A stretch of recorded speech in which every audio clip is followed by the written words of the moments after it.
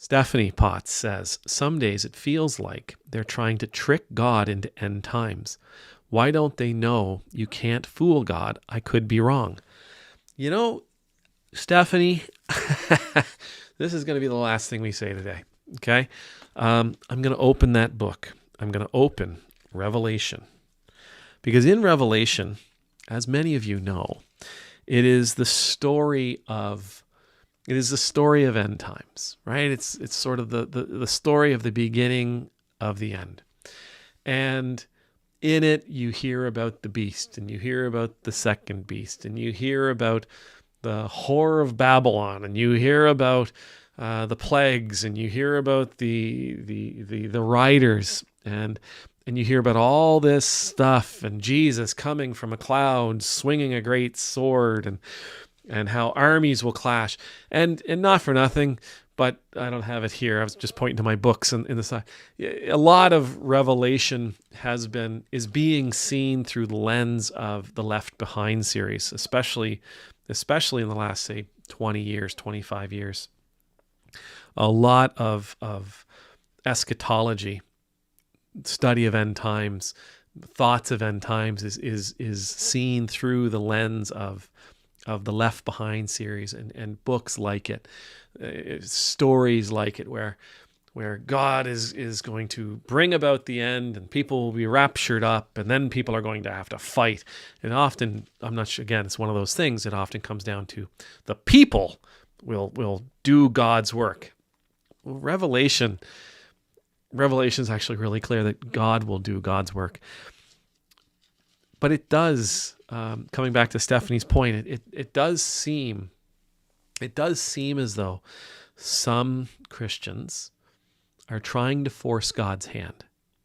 They're trying to do things, and they're trying to align things in such a way that that end times will come, that the times of Revelation will come, that the Left Behind series will become real, right there in front of us. The thing that they're forgetting, these people who are trying to bring about Revelation, the thing that they're forgetting is that at the beginning of the book of Revelation, a bunch of the churches in the Mediterranean, those early churches, they all get a message. And those messages are not terribly complimentary.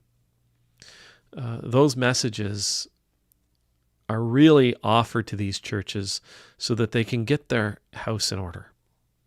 They're offered to these churches to say, listen, I see you. I see how you're behaving. I see what you're doing. I see what you're not doing. I see how you're failing. There's one, good job. Maybe two, good job. Okay. There's little sprinkles of positivity in there. I see how you're doing this. And then it usually moves to, but I'm asking you to do that. These messages are there not to tell the churches they're ready for end times. They're there to tell the churches they are absolutely not ready for end times, and they need to get themselves ready. That they need to begin living in a very particular way. That they need to let go of certain things and they need to embrace others.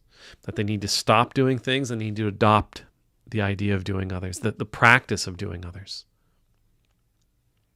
I wonder for those Christians and those churches who are believers, that they can force God's hand, that they can, as Stephanie says, trick God into end times. I wonder if their house is in order. Because that's what we're actually supposed to be focused on. Jesus tells us in the gospel, I don't know when it's happening. Don't worry about it. Focus on what's in front of you. We're told, one of his parables is about how everybody goes running off, and not everybody is equipped. Not everybody has prepared, right? So what is it? The story of the bridegroom. The bridegroom is coming, but not all the maidens stop to put oil in their lamp. And when the time comes, they say, oh, can I have some oil? And the maidens who are ready says, no, I don't have any extra. The ones without the oil are left behind, right? That mentality of we're supposed to be ready for that moment. Not ready in the sense that, oh, I know it's coming. Ready in the sense that we are living as Jesus asks us to live. That's our focus. Is, was, and always will be our focus. Are we living as individuals and as communities as Jesus asks us to live, calls us to live, expects us to live? Are we living in ways that the Spirit is producing fruit within us, producing fruit that the whole world sees, or not? Because we can say end times are coming. Okay. Are you ready? Have you been living that way? Have we been practicing that? Is living that way the focus of our lives? Is it our purpose? I mean, we could say, I want to live in such a way. I want my church to be operating in such a way that I don't get one of those letters. I want my church to be living according to God's call in their lives in such a way that we don't get a message from Jesus saying, straighten up, fly right, square yourself. I don't know when the end's coming, but I don't know when the end's coming, but I sure as hell know I'm not going to waste any of my time trying to bring it here faster, because I'm not ready. My church isn't ready. My community isn't ready. We're working on it. We're practicing. We're doing, I think in many cases, we're doing what it is that Jesus would ask us to do. But by no stretch am I so arrogant to believe that I can stop focusing on the things that Jesus tells us all to focus on and shift my focus, trying to, again, as Stephanie so wonderfully puts it, trying to trick God into end times. That's out of my lane. It's out of your lane. It's outside of the purview of every single Christian on this planet. None of us